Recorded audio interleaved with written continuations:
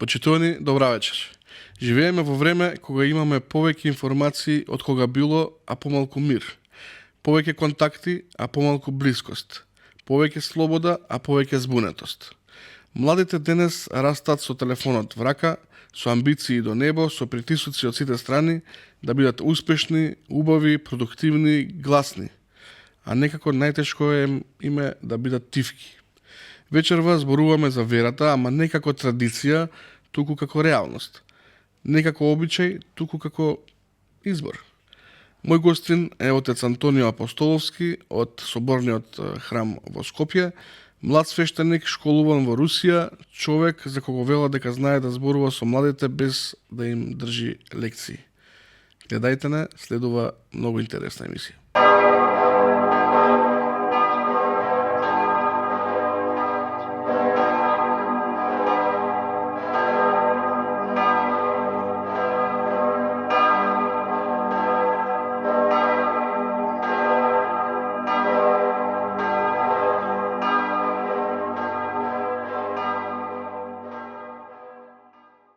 Отец Антонио, добро дојдовте во најновото издание на Попкаст. Навистина ми е мило што ја прифатите поканата да ми бидете гостин. Ви благодарам многу за поканата, чест ми е што сум овде и се надам дека и во иднина уште повеќе ќе се дружи. Да, пред да почнеме со емисијата, да ве представам накратко. Вие сте свештеник во Соборниот храм во Скопје, старешина на Соборниот храм во Скопје. И сте, као што гледаме, релативно млад свештеник. Релативно млад. Да. Иако млад, сепак важите за исклучително стручен и посветен на работата, ако може така да се нарече верата. Нели? И разговорот би го започнал од почеток. Запишавте средно богословија. Од таму да почнеме. Токму така, да. Ајде нешто за тој период. Може ли да ни кажете? Може секако. Како дете во средно богословие во Драчево, живеевте во интернат. Така. Ете, како изгледаше еден ден, како изгледаше наставата и што е поразлично од дете кој што учи во гимназија, еве да речеме? Тоа е интересен период од животот, затоа што навистина јас верувам, па и сите верници што се православни веруваат дека човекот во одреден период од својот живот добива повик од Бога. На еден или на друг начин, во порана возраст или во подоцнежна возраст, меѓутоа сепак ние добиваме повик од црквата. Не дека во младоста како дете не носеле во црква и не сум бил во црковен и побожен, меѓутоа сепак не до таа мера во која што нели потоа стекнав многу знаење и искуства во верата откако се запиша во богословското училиште. Меѓутоа, ете додека уште бевме во основа некаде веќе 7-8 одделение, почнав да пројавувам интерес. Не знам ни јас самиот од каде и зошто, веројатно е тоа повик од Бога, така си го доживувам. И добив желба, им кажав на моите дома дека сакам да се запишам во богословско училиште. Од нигде никаде. Војко владика нема. Да, нема ништо во семејството, нели ни владика ни свештеник, меѓутоа за моите беше чудно. И навистина мајка ми секогаш сакаше да бидам доктор и така натаму, затоа што имам роднини и слично. Меѓутоа, ете дојде некој повик веројатно од Бога и јас посакав да одам таму и фала му на Бога ми се исполни желбата, се запиша во богословското училиште и токму тука доаѓа веќе еден препород во животот во смисла од една близина, да речам, навлегуваш се повеќе и повеќе во верата, како растеш во тие тинеџерски години, нели веќе сум имал 15 на кога сум се запишал во богословија и 5 години трае тоа средно образование, барем тогаш траеше, сега се смени во 4 години и живеевме во интернат. Тоа е навистина чуден период од животот, едно младо момче кое што нели сака да шета, да излегува, да се гледа со друштвото, е затворено во интернат. Меѓутоа верувам дека пак тој период од животот ме направил подобра личност, подобар човек, подготвен за животот понатаму, што би рекле народно се исчеличил таму во интернатот и потоа заминав кога завршив богословија на студии во Русија, каде што повторно живеев во манастир во Троице Сергиева лавра, тоа е Сергиев посад, град во областа на Москва. И таму повторно живеев во манастир уште 3 години на некој сличен режим, така што ете може да се каже дека тој дел од младоста јас сум го поминал по интернати и манастири, меѓутоа не желам за ништо затоа што верувам дека токму во тој период сум се здобил со поголеми знаења од верата, сум се доближил повеќе до Бога и сум бил присутен и на предавања, на богослужби кои што биле извонредни за мене и од голема полза во животот. Ете, спомнавте Русија, Москва. Како воопшто се најдовте таму? колку е лесно или тешко еве еден дете кој што завршило богословија во Македонија да се најде еден ден таму во Москва да студира? Тоа беше по благослов на архиепископот, господин Стефан, кога завршувавме средно богословско училиште поради одлично образование. Неколкумина бевме, на некој начин добивме стипендија од синодот на нашата македонска православна црква да одиме во странство. И изборот падна во Русија, некои замина и во Грција и во Бугарија подоцна, меѓутоа неколкумина заминавме. Изборот ваш падна? Можевте да бирате? Не, изборот беше на надлежниот архиерей. Значи надлежниот архиерей во Скопската епархија, господин Стефан, нашиот архиепископ, и не испрати во Москва и во Санкт Петербург. Значи двајца бевме во Москва заминати, а тројца во Санкт Петербург. И ние таму се најдовме, нели, прво ни беше чудно затоа што одиш во непозната земја, непозната култура, јазикот нешто знаевме, нешто не знаевме, таму го учевме, меѓутоа во секој случај едно убаво искуство. Не знам како, нели, колку било тешко, веројатно не било лесно да се средат сите документи и да се воспостави контакт и да се замине таму, меѓутоа ете тоа нашата црква, нели, македонската црква го среди и не испратија таму и ете благодарни сме до ден денес што мислам дека тој подвиг во животот навистина направи од нас подобри личности и се здобивме со добро теолошко познавање. Имаме сличности како народи, како верен народ, како црква, многу, свештенство.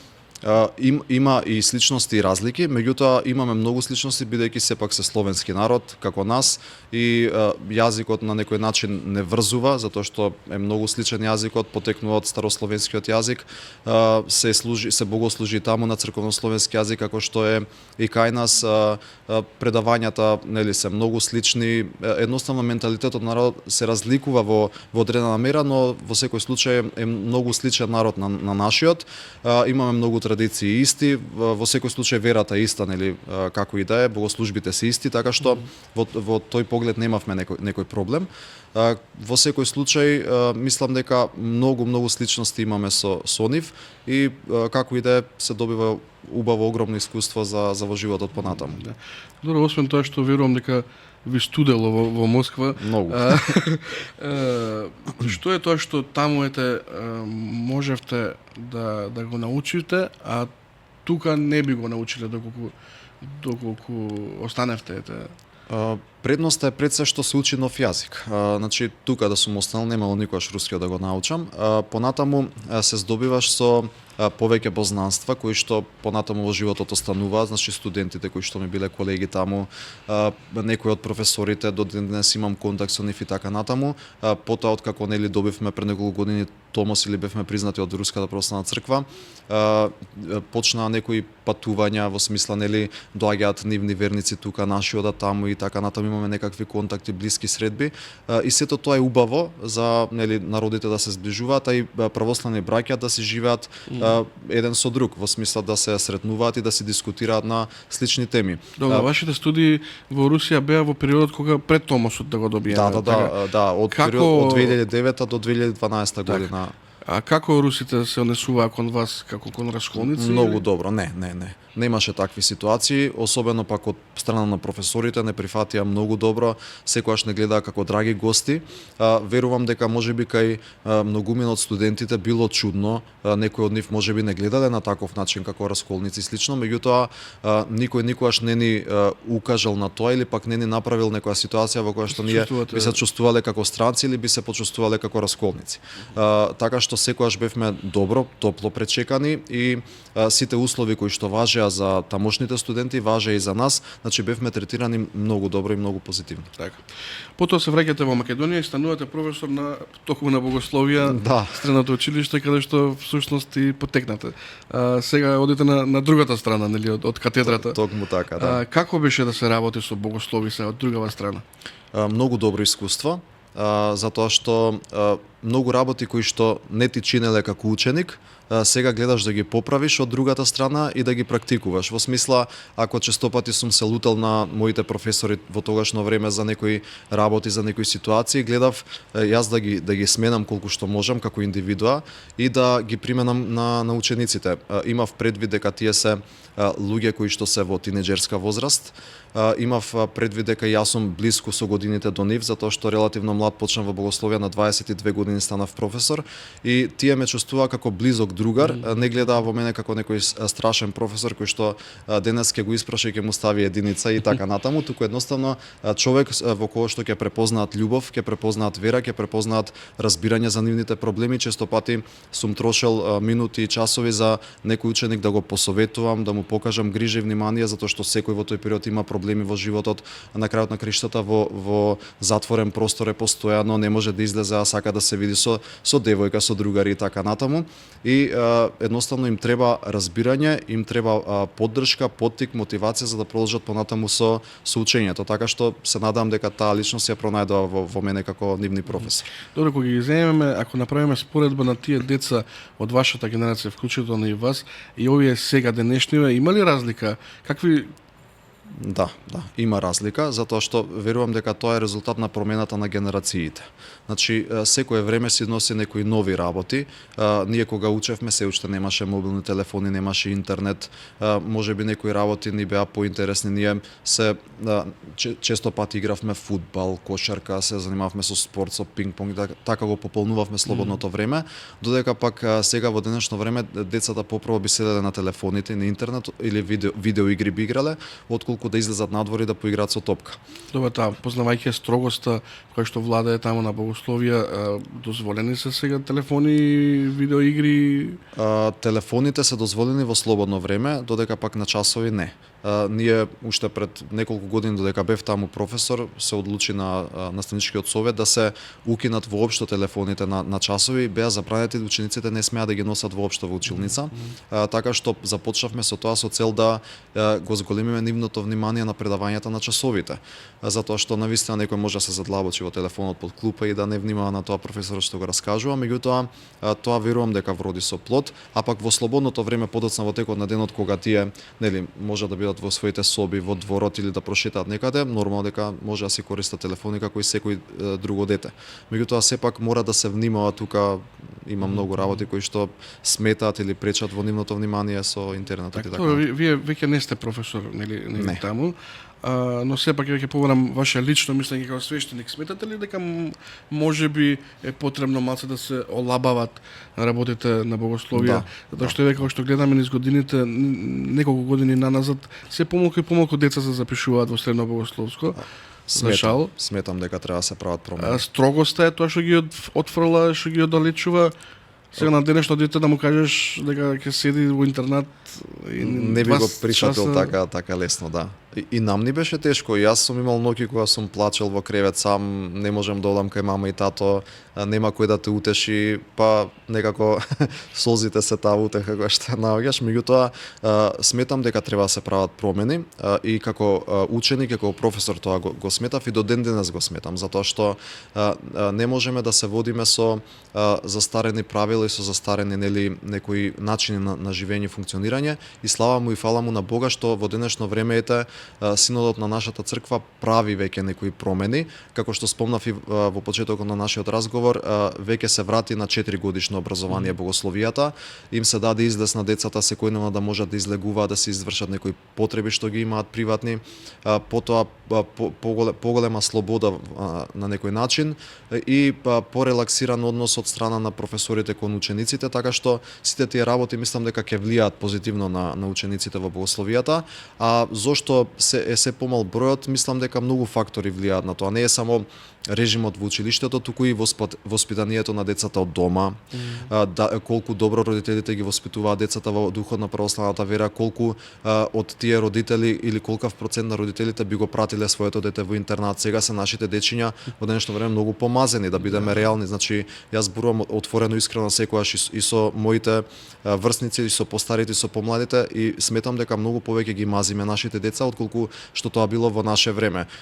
Моите ме пратија во интернат, не ме гледаат цела недела, никому ништо, тогаш немаше ни толку мобилни за да се слушаме ние секојдневно, не ни знаа како сум, дали сум добар, дали некој професор ме навредил или не, сум бил сам на себе препуштен. Сметам дека тоа ме направило и посилна личност за понатаму во животот, но во денешно време ретко кој родител можеби би го оставил своето дете така, па некој таму да се живува со него, да го вреѓа и така натаму, и сметам дека и тоа влие и селувањето на нашиот народ во други држави, потоа можеби екзистенцијата на децата во иднина, во смисла сметаат дека можеби веќе свештенството го нема тој прилив на финансии кој што го имало порано, па сега не е тоа добро како професија во иднина за неговото дете и така натаму. Значи мислам дека многу фактори влијаат, но во секој случај за некој да оди во богословие и да живее понатаму како свештеник, не треба никогаш да се гледаат финансиите и условите на живот, туку едноставно да се гледаат на тоа како посветеност во животот и како еден вид на служба и повик од Бога. Да. Добро, сигурно и во денешно време има повеќе деца, многу деца како вас, што на 14-15 години добиле така како што го нарековте повик од Бога, но може би се токму спречени од родителите од таа причина, нели, да не одиш во интернат, да не живе, па се натерани, ајде ти заврши гимназија или некој друго школо, па после можеш во било кое време да запишеш теолошки. Има такви ситуации, да. Ама што е предноста од овие првиве? Нема приемен испит или нешто, има предност да се биде и средно богословско? Има предност начинот на живење и образованието што ќе се стекне, затоа што сепак богословијата е темел на теологијата. Значи во богословијата, освен што учиме за теологија, ние го практикуваме тоа во пракса. Стануваме рано, те учи на дисциплина во смисла да си го средиш прво креветот и да се измиеш. Во 6 часот кога ќе станеш наутро, мора да ти биде среден креветот, ако не ќе добиеш казна. Во 6:30 одиш на молитва, утринска Каква молитва. Па да седиш без излез во четврток или во недела или некој друг ден, наместо да излезам, да прошетам негде, ќе си седам во интернатот и ќе читам нешто, ќе учам и така, или пак ќе одам ќе очистам дворот, ќе метам, ќе собирам отпадоци, ѓубре и така натаму. Значи различни, или пак ќе седам во училница дополнително повеќе од другите, ќе читам, ќе учам, ќе пишувам домашни и слично. Значи наоѓаа професорите различни видови на казни кои што веројатно позитивно некојаш влијае кај деца, некојаш и фрустрирачки. Но во секој случај те учи на еден режим во животот, како еден вид на војска, кога ти мораш да станеш наутро во тој термин, да се облечеш, да се измиеш и да си го наместиш пред се креветот. Одиш на молитва па на часови, тоест доручек и часови. И ти имаш еден режим воспоставено според кој што се раководиш и така функционираш и те учи да бидеш утре поспремен за многу предизвици во животот што ќе дојдат. Ви остана некои тие навики, да станете креветот да го намислите уште од... Секако, затоа што потоа продолжив, како што реков, и во манастир во Русија, и таму мораше така да се функционира. И сакал некел 8 години од животот си ги поминал со тој режим и сега војнички ти останува понатаму за воиднина тоа во животот. Добре, рековме веќе не сте професор, но сте свештеник, старешина во соборен храм. Прво, што значи тоа старешина во соборен храм? Старешина е човекот кој што е прв во храмот, кој што е одговорен и главен за храмот, кој што се грижи за сите работи кои што се одвиваат во тој храм. Така што секој православен храм си има еден од свештениците кој што е назначен од архиепископот за старешина, да. Добро. Дали чувствувате судир помеѓу традицијата и потребата од модерност, од современост врз основа на годините што ги имате? Веројатно и имате колеги кои што се многу повозрасни. Да, секако. Па да, на одредени моменти се чувствува, не само со колегите и со другите луѓе, туку и со верниците што доаѓаат и слично. Затоа што станува збор за промена на генерации, нели имаме различни размислувања. Факт е дека ние верата си ја гаиме и си ја негуваме како што била и претходно, не менуваме ништо во поглед на црковното учење, меѓутоа за некоја наша пракса, за некои наши работи како ги практикуваме, понекогаш и што ги советуваме верниците и нашите блиски се разликува можеби од некои повозрасни генерации. Сега тука доаѓа до некаков судир, меѓутоа се решава со диалог и со различни размислувања. Сега нормално треба да се сослуша сечие мислење, но и да се има почит кон искуството на повозрасните. Јас секогаш стојам за тоа и сметам дека треба да се почитуваат нашите повозрасни колеги кои што ако ништо повеќе минале многу повеќе години од нас и не треба ние да се занесуваме и да мислиме дека ако од некој имаме повисоко образование или сме поминале повеќе години во странство или не знам каде, дека сега ние нешто повеќе од тие луѓе знаеме. Тие поминале многу повеќе од нас во животот и можеме многу повеќе да научиме од нив. Така што судири понекогаш има, но со диалог се решава. Така. Постојат ли теми за кои што свештениците приватно можат да мислат поинаку од тоа што мисли официјално црквата? Сега, не знам, дали смее ли православен свештеник да има поразлично мислење за таа не збориме за догматски, не знам, еве да прифаќате абортус лично како свештеник. Така, а црквата е против тоа. Да, го сваќам прашањето. Абортусот, но и многу други модерни теми веројатно кои што се наметнуваат веќе во денешно време. Сигурен сум дека многу од свештениците во своето лично мислење и лични ставови приватно си имаат можеби поинаков став. Некои од нас се полиберални, некои се построги, некои можеби се и наваму и натаму, меѓутоа сепак сметам дека како свештено лице кое што ја представува црквата како институција, не би требало јавно да го изнесува тој став, туку да се држи до она што ни го оставил Господ Исус Христос, апостолите, учителите на црквата, светите отци, и нели на крајот на криштата нашата православна црква. Така што ние мораме да го држиме во јавноста, да речеме тој став, а пак она што е наше приватно мислење, секој од нас нели си има право како човек, како индивидуа да си го дискутира во поблискиот круг на луѓе, во семејството со колегите и така, но меѓутоа не смееме да ги внесуваме верниците да ги воведуваме во заблуда или да паѓаат во искушение заради нашите лични ставови. Тоа не би требало да е така и сметам дека секој треба да биде предпазлив во она што го зборува јавно и во проповета и така натаму. Ви се случило ли токму се фатив за годините и за младоста, токму тие години вашата младост, да речем, да ви биде проблем, да кажам, во интеграција со општеството од друг аспект. Сепак сте вие млад човек, имате семејство, имате пријатели, имате другари кај што излегувате, одите по одмори, живеете нели нормален живот. Како на еден млад современ човек сега ќе му кажете немој да бидеш интимен со партнерката пред брак? Во најмала рака би се изнасмеал доколку вие нели близок или така да. Зборуваме седнати на маса другари и сега спаѓаме на таа тема. Ве сваќаат сериозно? Тоа е повторно зависи од човек до човек. Јас секогаш сум се раководил од тоа дека свештеникот треба да биде пример за општеството.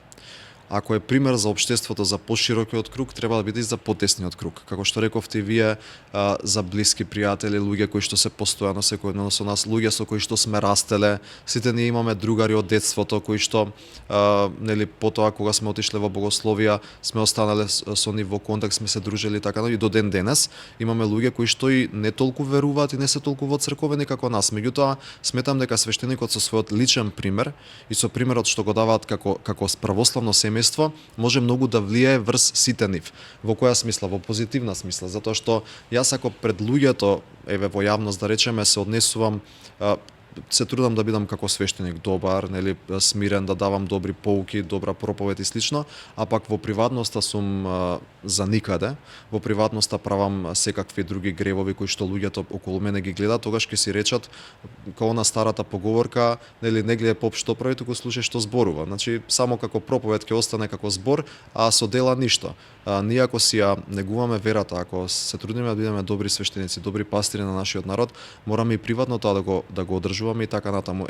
Најпрост пример е со постењето. Уште од 15 години како што влегов во интернат во богословија, не учеа да постиме и ни дава ако ќе почнат подолгите пости, постна храна и ти мораш да постиш, се навикнуваш на тој режим. И до ден денес си терам така како што сум се научил во младоста. И кога ќе дојдат пости си ги постам и тоа блиските луѓе го гледаат. Често пати сме имале суди судири на тие теми. Абе ајде сега ти мораш ли нонстоп, па велам јас ако не постам што да барам од останатите верници, како ќе им дадам пример ним. И токму поради тоа, ете и како личност и потоа и со семејството, со сопругата, со дечињата мои и така натаму, секогаш гледам да бидеме пример за општеството, прво за соседите, за нашите блиски, за луѓето околу нас, да видат во нас добар пример, да си речат ако свештеникот така тера, тогаш тоа е исправно и треба јас така да живеам. Така што сметам дека каков и да е свештеникот приватно, мора да се воздржува од многу работи, затоа што се одрекол од многу работи и што зел мантија на себе и го примил чинот, мора да го практикува тоа во својот живот и така да дава добар пример и за општеството и за луѓето околу него. Дори што ги советувате верниците за тоа што го спомнав пред малку? Треба да се воздржуваат до брак? Да, секако. Секако. Меѓутоа, пак е тоа индивидуално и во разговор со свештеникот. Значи, ние мораме да ги почитуваме каноните. Каноните ни се дадени како еден вид на рамка во која што ние се држиме до верата. Ако не ги почитуваме, ако погазиме се што препишале светите оци, тогаш ќе отидеме во некој непознат за нас правец или во слепа уличка. Меѓутоа, мораме да имаме некоја водилка во животот. Значи, советите секогаш ќе ги даваме најдобронамерно врз основа на нашите канони, на догмите, меѓутоа кој како ќе се одлучи во животот и како ќе се оди, ќе се одговара сам за себе. Што мислите за порно индустријата? Па тоа е спротивно од црковното учење и од моралот и од моралните вредности, од етиката, така што не се знае што мислам, истото што го мисли црква, ние сме против тоа нормално. Затоа што тоа се соблазни, искушенија кои што човек треба да ги отфрла во животот и да не ги практикува и да не ги гледа таквите содржини. А во денешно време тоа е многу достапно. Да кажам дека современ грев едно на новото општество, мислам дека. Да, секако, затоа што сега веќе па и се е достапно. Каде и да отвори човек на интернет, има некаков разврат, некоја голотија, такви некои содржини и едноставно човек мора да се воздржува од сето тоа. Знам дека е тешко, меѓутоа тоа се предизвиците на новото модерно време. Да. Денеска млад човек полесно ќе отвори профил на социјална мрежа кога да отвори Библија да прочита. Да, верувам дека така. Дали црквата доцни, ќе речем, за таа дигитална ера или едноставно поинаку ја разбира комуникацијата? Може би доцни, но и може би е попредпазлива. Затоа што ние како црква, еве, нели, секој од нас може да има свој став за некоја работа, меѓутоа сепак за многу новитети треба да излезе синодот на помесната црква, на одредена црква, конкретно во МПЦ, да излезе синодот со свој став, па потоа ние да го поддржиме тој став и да го пренесеме на верниците, како свештени лица кои што постојано се во комуникација со народот.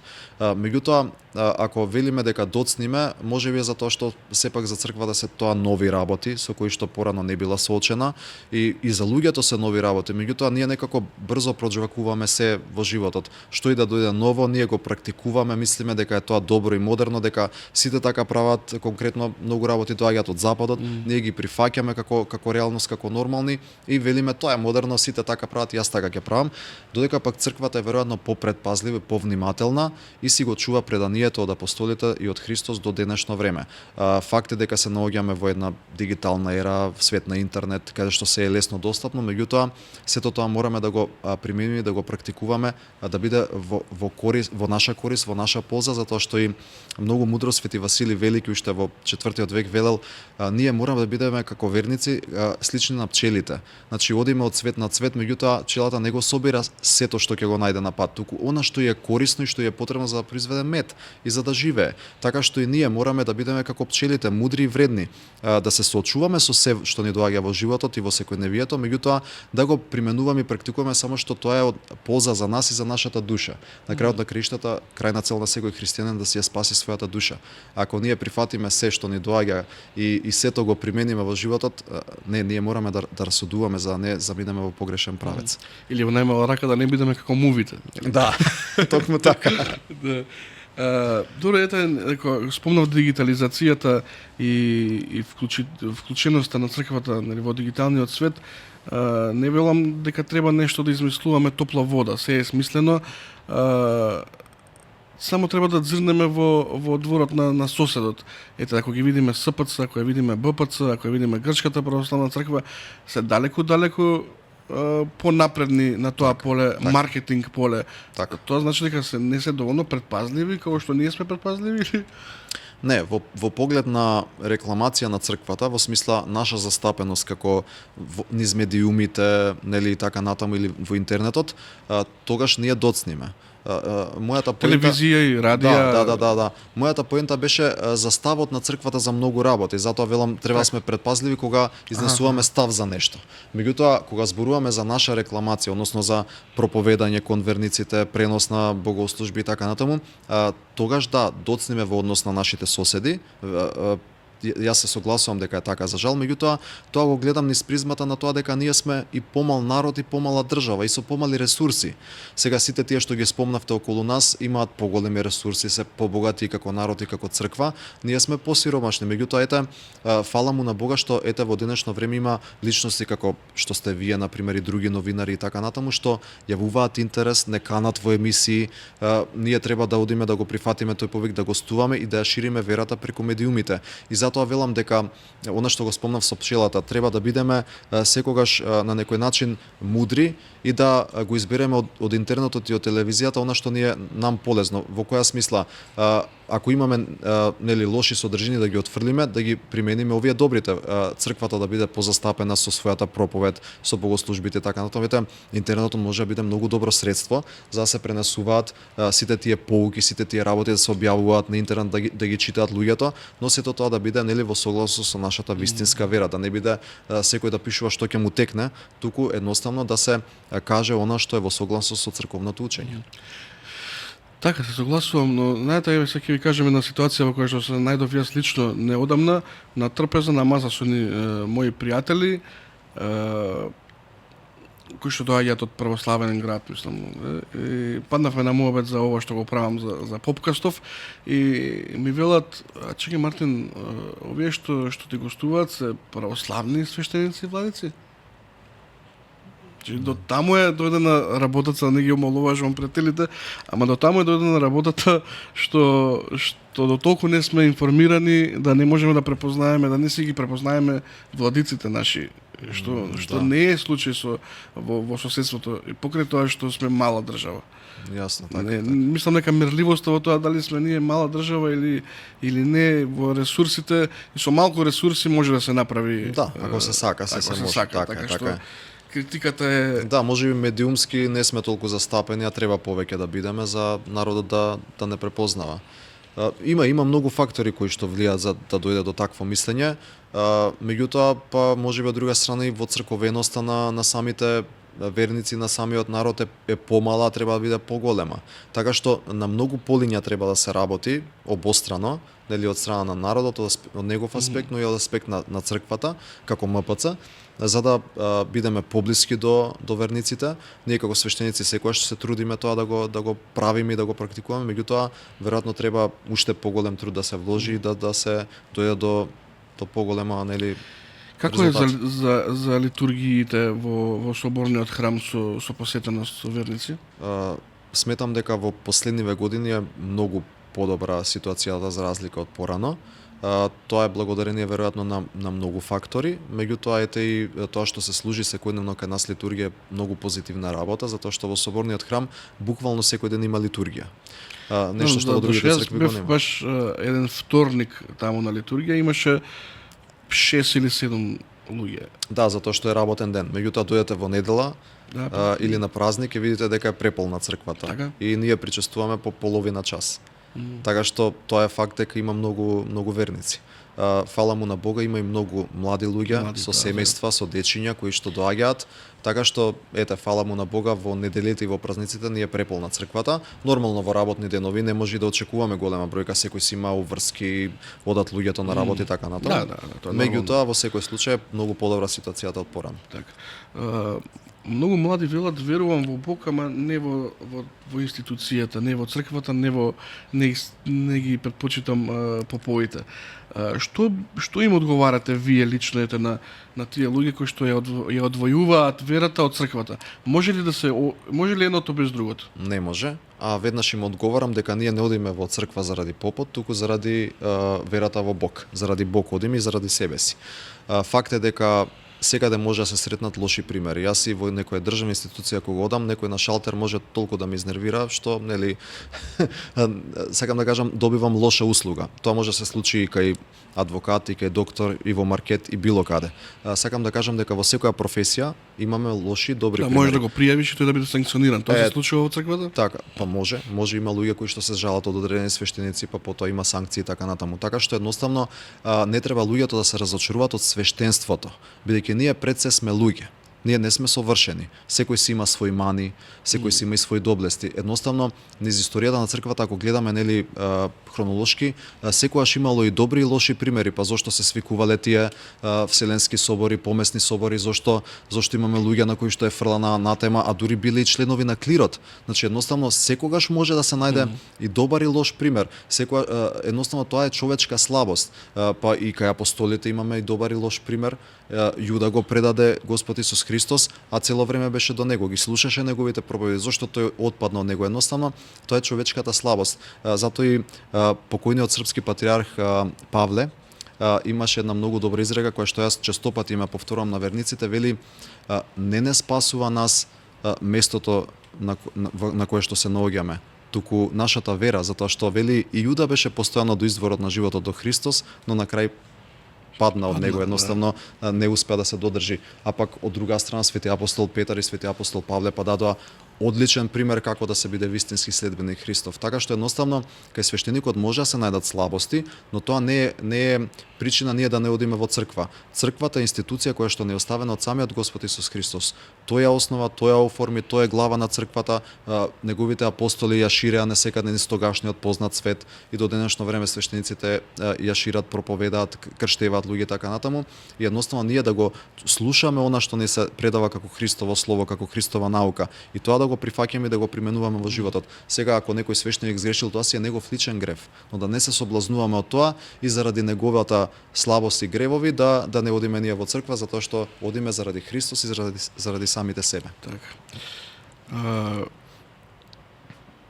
Имена не знам дали се согласите и вие дека младината ја нарекуваат изгубена генерација во поглед на сите тие работи кои што ги голтаат од западот, од тие тиктокови 30 секундни видеа, не знам. Сега дали навистина се тие загубени генерации или ние повозрастните не успеваме да ги разбереме баш како што треба? Нема ништо загубено. Затоа што едноставно секој кој што во животот некојаш и некаде лута може да повторно да биде пронеден и да се врати во истинскиот пат. Тоа секогаш било така. Разлика во генерации, еве и ние кога сме биле помлади, нашите родители и дедовци, баби веројатно за нас велеле овие се изгубена генерација, затоа што многу работи што за нив биле чудни, ние сме ги практикували и применувале. Кога татко ми ќе чуел дека слушам некој гласен рок-н-рол и слично, кој знае што си мислел за мене, а не била неговата лепа брена и слично, мислам. кажувам наискрено, така што едноставно треба да се согледа дека овие деца растат во друго време. И ние треба да бидеме тие кои што треба да ги поучуваме и да ги водиме по вистинската насока во животот. Знам дека е тешко и знам дека тоа е огромен предизвик и самиот се чудам како ќе го правиме тоа, меѓутоа мораме да најдеме начин како заедница, како општество сите, а верувам дека тоа ќе го постигнеме само со вера во Бог и со помош на црквата. Затоа што црквата секогаш ги учи луѓето на морални вредности и ние треба да им ги дадеме и да им ги покажеме на тие деца нашите морални вредности. Затоа реков пред малку во едно од претходните теми што ги зборувавме за примерот од свештеникот. И како индивидуа и како семејство.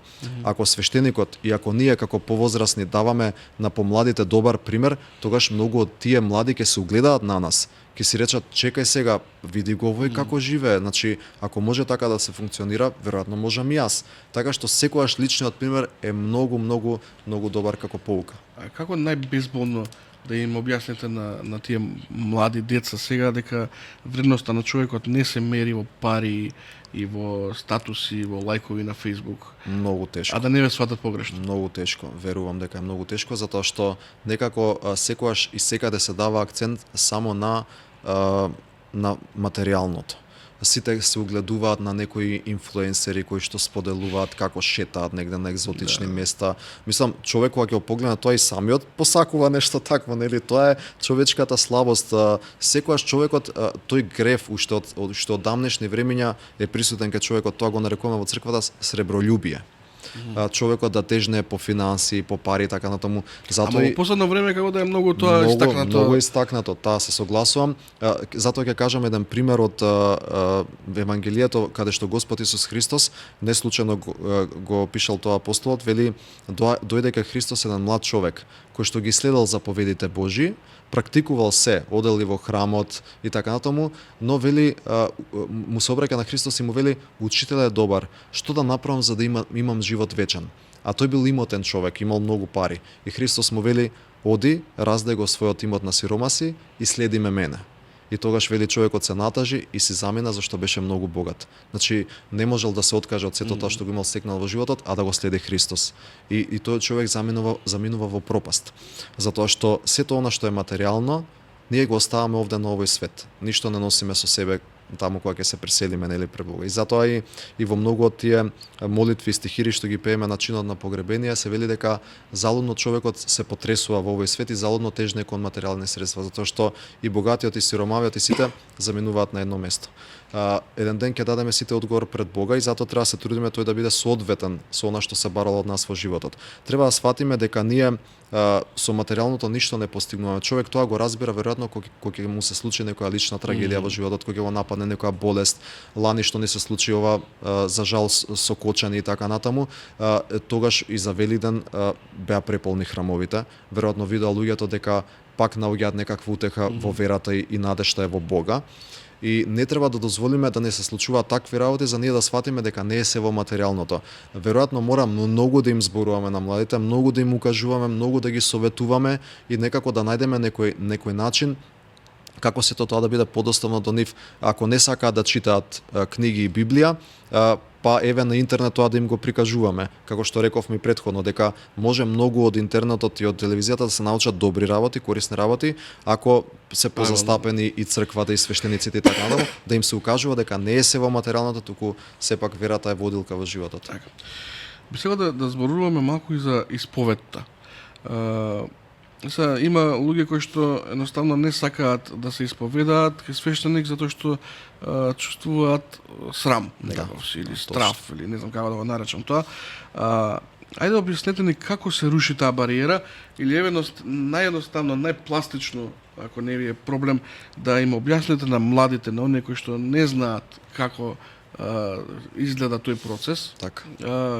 Што значи да се исповедаат? Како изгледа тој чин на исповедување? Ние гледаме на филмови од католички свештеници како во кабина, во кабина зборуваат, но како изгледа исповедта во православен храм?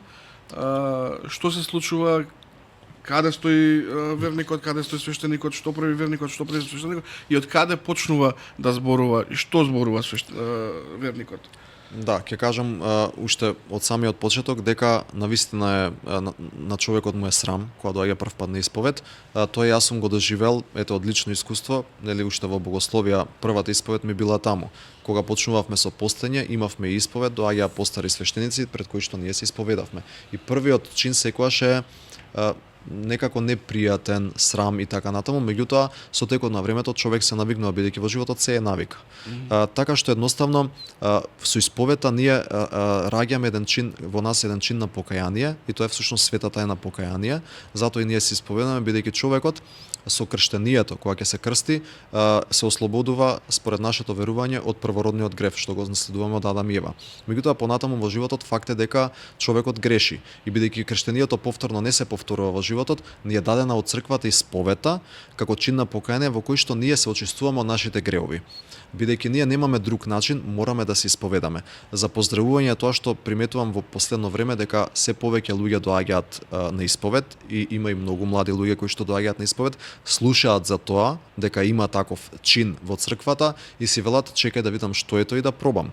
И тоа е многу добро, затоа што навистина на секој човек во животот му е потребна исповед. Често пати луѓето ќе речат абе ајде што сум сгрешил, јас не сум убил никого, не сум украл ништо, па сега да се исповедам, меѓутоа не. Ситните гревови кои што ги правиме постојано константно во секојдневието, честопати ги забораваме и тие само се таложат на нашата душа и после ќе забораваме да си ги исповедаме. Треба човекот да чувствува комоција кога доаѓа на исповед, затоа што свештеникот не е некое страшило кое што сега ќе го осудува за неговите постапки, туку тој е само посредник помеѓу човекот и Бога. Доаѓа во црквата и вели оче сакам да се исповедам. Одиме некаде на страна, каде што нема да не слуша никој, се изборуваме тивко и застанати пред икона на некое соодветно место, го сослушуваме тој човек кој што сака да ги искаже своите гревови. Но морам да нагласам дека луѓето не треба да сметат дека тоа е некоја психотерапија или дека тоа е одење на психијатар или на психолог. Едноставно тоа е средба со Бога. Одиме во храмот кој што е дом Божи и веруваме дека ние пред Бога си ги исповедаме нашите гревови. Факт е дека Бог знае што сме правеле ние секојдневно, меѓутоа тоа е само да се види нашето искрено покаяние и не треба да скриваме ништо пред свештеникот затоа што со тоа се правиме уште поголем грев на душата. Едноставно доаѓаме, се исповедаме пред Бога, свештеникот ќе не се ослуша, ќе ни ги прочита молитвите кои што се нарекуваат разрешителни молитви на исповед и после тие молитви ќе ни даде некој совет, ќе ни каже како ние понатаму да се раководиме во животот, како да се молиме, како да постиме, како да одиме во црква, кога да се причестиме и затоа секој човек треба да си има свој духовен отец, еден вид на духовен водич кој што ни животот ќе го раководи и ќе му кажува исто како што си имаме матичен лекар, така треба да имаме и свој духовен отец кој што ќе ни укажува како ние да се раководиме во животот. Тоа е многу важен момент. Како човек сам да ги распознава гревовите кои што ги прави, а кои што треба да ги исповеда? Дали се случува самиот човек да се ги легализира гревовите? Например, сега ако тој не смета дека одењето во казино е грев, тој нема да се исповеда за тој грев, затоа што следниот пат кој ќе појде ќе треба пак да го исповеда и нема смисла исповедта. Така е. Меѓутоа затоа и ние им укажуваме во разговор со верниците. Можеби првиот пат кога ќе дојде човекот во црква, нема представа за многу работи што ги практикувал во животот дека се гревови, но ние им укажуваме откако ќе во разговор со верникот, нели, исто така потребно да се чита духовна литература и да се чита Свето писмо, односно Библија. Ако ние не наоѓаме време за да пролистаме и прочитаме нешто, да видиме што тоа се гревови, што не, затоа ние им укажуваме на верниците што можат и што треба да читаат и како да се едуцираат и така натаму, за да знаат дека тоа што го прават во животот е веројатно грев. Можеби за некој човек тоа не представува нешто, си вели ова зошто би било грев, меѓутоа е така. Така што едноставно во разговор со свештеникот може многу да се дознае и ако се чита Библијата, сепак е тоа наша света книга од која што многу поуки извлекуваме и мораме да ја читаме постојано за да знаеме ние како да се раководиме во животот. За жал, има една лоша статистика во последно време, а тоа е повеќе разводи отколку склучени бракови во македонското општество. Се повеќе бракови се распаѓаат, семејствата се повеќе кршливи. Дали кризата сметате дека е духовна или е социјална? Веројатно и едното и другото.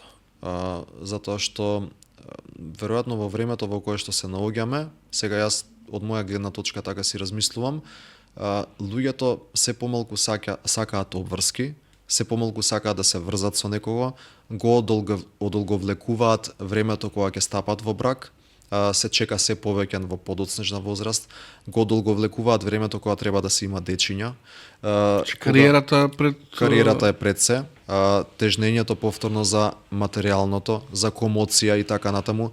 Секој од нас сака да има многу пари и да шета насекаде и да има лагоден живот. Тешко е кога имаш неспани ноќи, кога ти плачат децата и кога те нервираат за се што, постојано си напнат и така натаму. Меѓутоа и некој на нас кога сме биле мали се го посветил својот живот од младоста за да не израсне во нормални личности. Некој за нас се трудел, се грижел, не спиел цела вечер кога сме биле болни и така натаму. Едноставно тоа е животен процес. Тоа е нешто што ни го дал Бог како благослов. Тој кога го создал човекот рекол: плодете се и множете се и наполнете ја земјата со вашиот род. Едноставно тоа ни е благословено од Бога, ние да се соединуваме. Вели ќе остави човекот мајка и татко и ќе се присоедини со жената и двајцата ќе станат едно тело.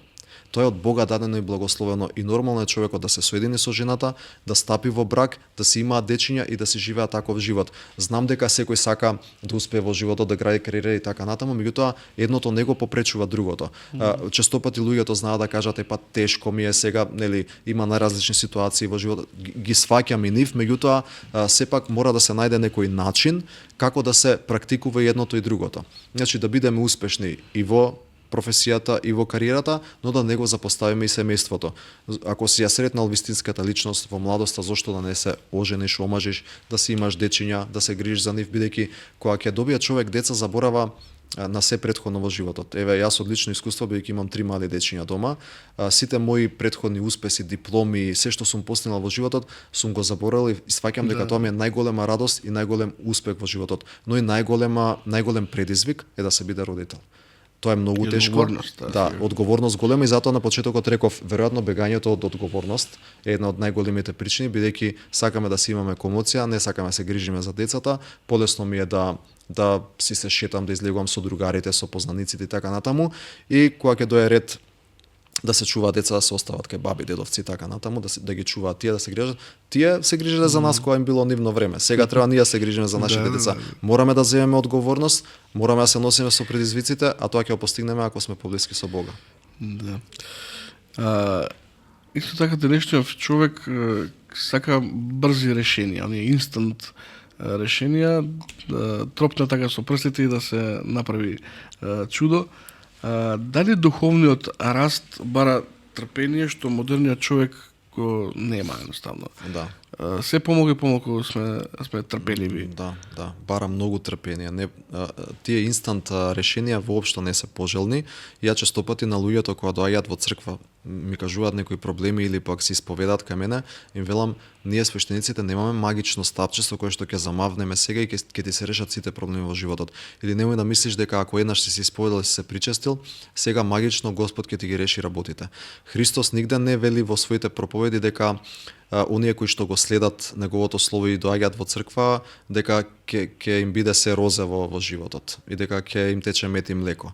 Едноставно, целиот живот е некакво мачење, некаква мака, некаков труд, некакви искушенија. Затоа Христос вели, земи го крстот свој и врви по мене. Тој крст кој што го спомнува се сите наши искушенија и соблазни што ни доаѓаат во секојдневниот живот. Сите тие маки кои што ги има, сите проблеми, болести и така натаму, со кои што ние мораме да се носиме. А пак велам, полесно ќе се носиме со тоа ако веруваме во Бог, ако нашата надеж е сепак Господ. Затоа Христос дојде и пострада за нас. Значи тој се распна на крстот за да го спаси човечкиот род, бидејќи немаше друг начин како тоа да се среди и самиот Бог мораше да интервенира со цел да се отворат рајските градини за човекот. Едноставно мораме да се угледаме на Господ Исус Христос, на апостолите и ние така да врвиме по нивниот пат.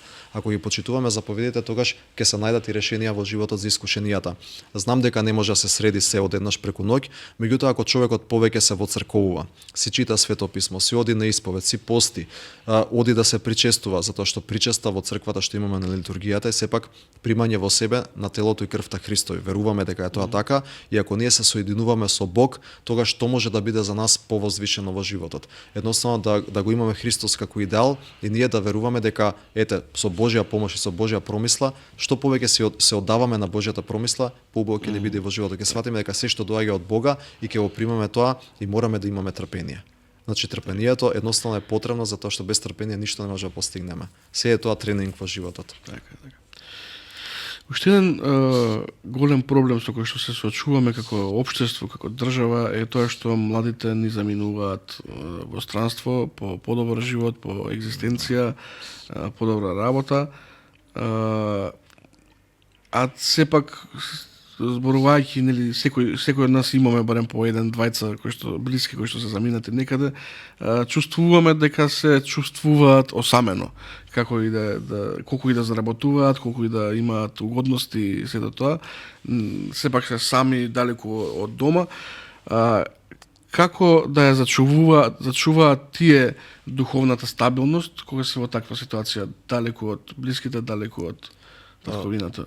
Сепак тоа мора да се решава од ситуација до ситуација, не може општо за сите да се каже, меѓутоа некои работи кои што би можеле сите да ги запазат е пред се индивидуалната молитва, индивидуалниот однос со Бога, затоа што не секаде имаат луѓето блиску храм во кој што може да појдат и да се молат, да разговараат со свештеник, меѓутоа едноставно каде и да одат, во каква средина и да се најдат во животот, не смеат Бог да го отфрлат од својот живот, затоа што знам дека кога ќе се замине во друга средина, човек му треба време да се прилагоди, се соочува со многу предизвици, има постојано работа, нема време за да се посвети на духовноста, меѓутоа ги имаме оние кратки молитви кои што и ние постојано треба да си ги практикуваме во животот, а тоа е она најкратката една реченица: Господи Исусе Христе, Сине Божи, помилуј ме мене грешниот.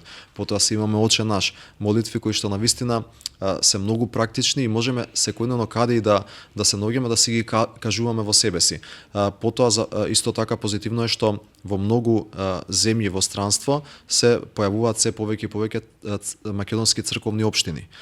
Места каде што се зема некој храм, од некаде се изнајмува простор во кој што луѓето се молат, прават литургии, наши свештеници од Македонија одат таму, служат литургии за поголемите празници, се поставуваат свештеници се повеќе и повеќе низ Европа, низ Австралија, низ Америка и така натаму. Едноставно се бара етен начин како да се задоволат духовните потреби на нашите верници што се во странство, а на крајот на криштото ако нема наша заедница може да појдат во некоја српска, руска, грчка, без разлика, иста е црквата, Христос е еден, така што битно е да е православен храм во кој што ќе има православен свештеник, ќе ги задоволи таа богослужба, потребите нивни духовни и така натаму. Ја спомнате молитвата.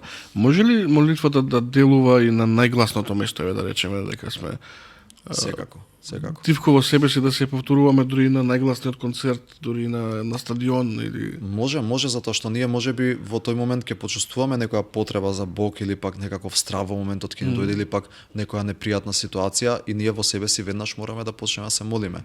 Барем јас така го доживувам тоа затоа што навистина Бог е секаде. И ние треба тоа да го чувствуваме така. Бог е во нас, во нашите срца, во нашите мисли и да повикаме кон него. Кога и да ни е тоа потребно. Дали сме на најгласното место и слично, ако имаме ситуација во која што имаме потреба, може да се помолиме во себе си, затоа што мораме постојано да се молиме. Молитвата е најважна. Така. Што мислите за оној интерес кој што го имаат луѓето тука за оние источни духовности, ако може така да се наречат јоги, енергии, астрологии, чуда? Зошто на тие луѓе православието им делува помалку возбудливо од други? Па верувам дека одговорот се наоѓа во она дека туѓото е секогаш посладко. И ние како деца, прост, можеби глуп пример, дома кога ќе ни изнесат нешто за јадење, не го сакаме, ќе отидеме кај комшиите, тогаш ни е сладко и се јадеме и така натаму, па не гледаат попреку родителите и слично. Едноставно човекот можеби не си ја знае доволно својата вера, не знае дека и во својата вера, во православната, може да го најде тој мир кој што му е потребен, тој однос со Бога, за кој што лута и го наоѓа или се труди да го најде во тие источни религиски форми. Тие работи што ги спомнавте, а што луѓето овде ги практикуваат се почесто, навлегуваат веројатно некој пробува да си направи бизнис, одлична корист и така натаму, па го пропагира тоа како нормално, додека пак треба да сватиме дека тоа се некои ритуали кои што си ги имаат тие источни религии. Таа јога и сите тие нивни сеанси се резултат на нивните практикување на молитва во хиндуистичката религија и така натаму. Ние не треба да ги прифаќаме и црквата секогаш е против тие работи, особено и астрологијата спомната и слично, затоа што ние си го имаме Христос. Ние си имаме православната црква, место каде што можеме да го најдеме нашиот душевен мир. Затоа и треба се повеќе и повеќе да се осознаваме верата, да читаме повеќе, да пронаоѓаме. Многу од луѓето не знаат дека го има сето тоа кај нас, а заменуваат некаде на страна да го најдат. Зошто го бараш на страна кога си крстен во православна црква? Дојди во црква, поразговарај со свештеникот, прочитај нешто, заинтересирај се да дознаеш повеќе за својата вера. Па дојди на литургија да го најдеш тој мир. Јас верувам дека литургијата, кога ќе присуствува човек таму и кога ќе слушне сите тие молитви што се читаат и пеат сите тие стихири, колку се убави за тие псалми и така. Прочитајте ги псалмите од Стариот Завет на пророкот Давид, ќе видите колку убави работи, ќе се родат прекрасни чувства кај нас, емоции, на покаяние, на плач, на радост, на тага. Се тоа е испреплетено и тогаш човек си вели, ете го Бог тука е, само треба да малку да се потрудам и да го најдам. Така, да. Постојат предрасуди дека свештенството е комфорна професија. Нема да навлегуваме сега джипови, мипови, пари, колку се заработува, како се заработува. Ме интересира вашето мислење што е најтешкиот момент на вашата служба како свештеник. Ете, пред малку спомнувавме за исповетта. Доаѓаат луѓе денеска ќе ви се исповедаат со тешки работи, тешки маки, што остануваат подоцна тој товар, нели, останува на вашите плеќи, го носите дома, а дома ве чекаат 3 ангелчиња кои што треба да посветите време со нив. Така е. Како се справувате вие со тој товар, со тие?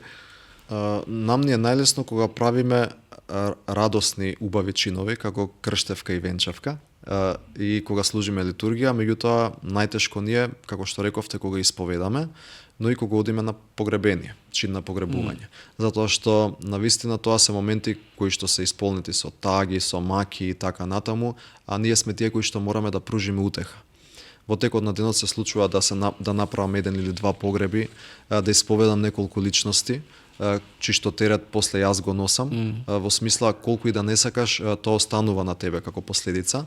И велите, ете, како што спомнавте, одиме дома и сето тоа треба да го тргнеме на страна, да го оставам некаде во некоја внатрешна просторија и да се посветам сега на семејството. Јас не можам пред тие деца и пред сопругата да го истурам сето тоа, да го манифестирам и да, значи, не знам, едноставно тоа би било фрустрирачки.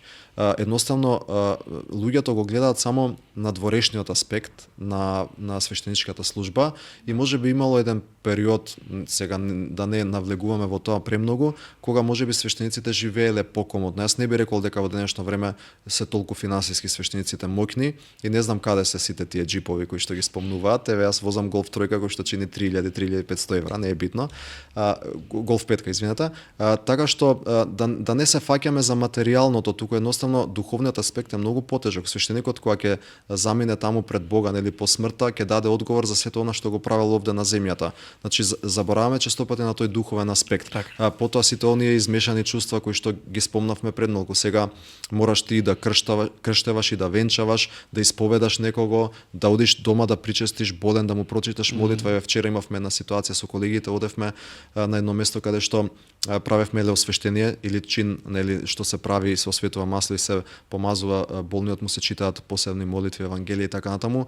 Го гледаш тој во каква состојба, го причестуваш, можеби е на смртна постела. Значи се носиш со сите тие предизвици и ти мораш тоа да го поминеш во текот на денот. Значи не е едноставно, тежината е голема, меѓутоа пак, како што велам, ако водилка наша е Бог, тогаш се можеме да постигнеме. Значи пак мора да бидеме најгоре, да не биде, нели, водилка нашиот Спасител Исус Христос. Не знам дали можеби некој би го поставил ова прашање, но еве, нели, велиме дека Бог е љубов и семоќен и се тоа, но зошто дозволува страдање на невини деца? Што им кажувате на родителите кои што имаат изгубено дете? Сум имал неколку погреби на кои што сум погребувал млади личности, мали деца, и тоа е најтешко.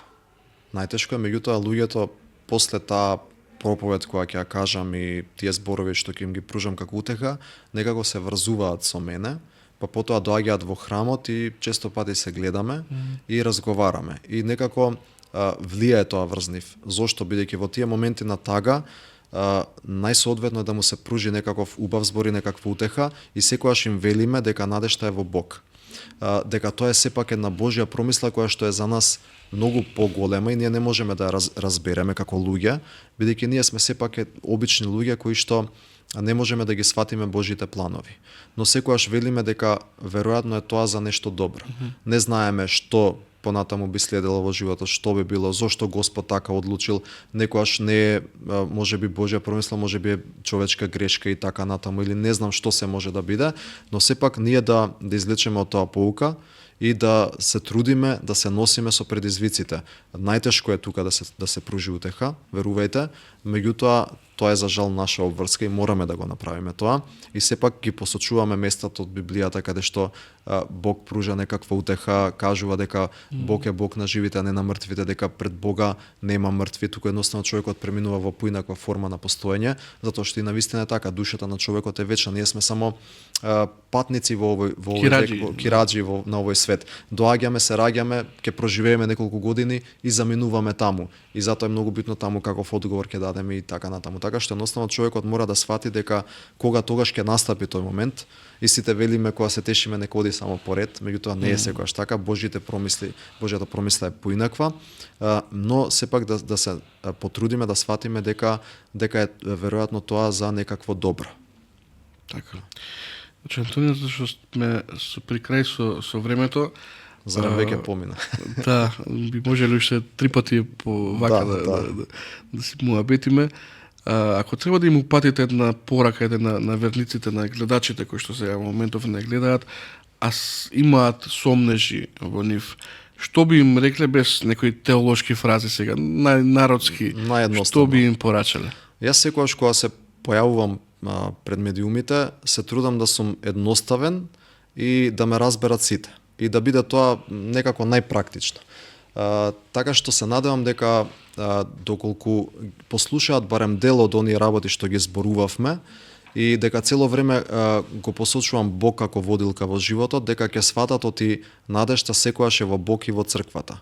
Да не гледаме што прават свештениците, да не гледаме што прават постарите, да не гледаме лоши примери во општеството. Секогаш да ни биде Христос на врвот и апостолите и светите отци и ние да се трудиме макар малку од тоа да примениме во нашиот живот, во пракса, во секојдневието. Би им порачал да доаѓаат во црква, да ги слушаат богослужбите и проповедите од свештениците, без разлика кој е, што и каков е, да немаме предрасуди, да не се јадеме помеѓу себе, туку духовно да гледаме да растеме како што ни оставил на некој начин во аменет нашиот Спасител Господ Исус Христос и апостолите и сите по него свети отци, бидејќи тоа е она што во животот ќе не одржи и да се трудиме да бидеме добри кон сите, да пружаме љубов, а не злоба, а не завист, туку да се сакаме еден со друг и да правиме добри дела, зашто верата без дела е мртва, како што вели свети апостол Јаков, да си ги зацртаме во себе тие зборови, да ги врежаме некаде и да мислиме дека во било која ситуација во животот да се најдеме, прво да си речеме како би постапил сега Христос. Дали би му вратил со удар на оној што го измачуваше или би го свртеле другиот образ. Христос вели свртете го другиот образ, ако водат по левиот, свртете го десниот. И да не се фалиме за она што го правиме, туку едноставно секое дело да биде заради нас самите и заради Бог, зашто Бог така постапува секогаш со љубов. Така. Ви благодарам уште еднаш, навистина јас барем уживав во емисијава. Се надевам дека и нашите гледачи уживаа. А доколку е така, ете имате можност да стиснете subscribe на нашиот YouTube канал на Слободен печат, а можете и да донирате за попкаст, за да ние би продолжиле со тоа што го правиме. Оче, фала ви, се гледаме понатаму, се надевам дека во уште едно издание вакво. Ви благодарам за поканата, ќе ми биде задоволство повторно да дојдам да гостувам и со некои убави исто така интересни теми и да ги поздравам сите ваши гледачи, нека се живи и здрави, Господ нека не чува сите. Хвала.